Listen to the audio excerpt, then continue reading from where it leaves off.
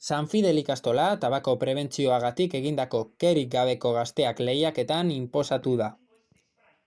Eusko Jaurlaritzaren osasun sailaren bidez garatzen den kerik gabeko gazteak lehiaketan San Fideleko DBH 2B klaseko ikasleak irabazi dute.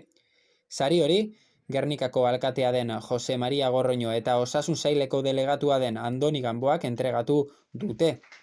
Izan ere, maiatzaren 31an tabakorik gabeko eguna zelebratu izan dute San Fidelen. Aurtengo lema, que no te engañen con el tabaco izan da. Kerik gabeko gazteak programa hau, hezkuntza eremuan zentratzen da eta tabakoaren prebentzioa helburu dute. Batez ere, lehen hezkuntzako 6. mailatik lehenengo eta 2. DBH-era arte. Tabako kontsumoaren arriskuak sentsibilizatzeko eta informatzeko balio duen programa da hau. Bere helburua tabakoaren hasiera berandutzea da baita bere kontsumoa abandonatzea ere.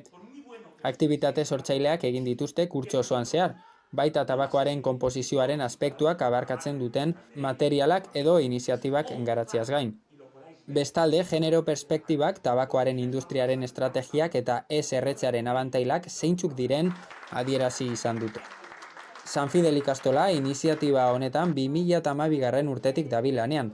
Hasieran, kerik gabeko gelak deitzen ziren eta 2017-2018 urtean kerik gabeko gazteak deitzera pasatu zen, zituen edukiak berrituz. Baina hori bai, helburu berdina mantenituz.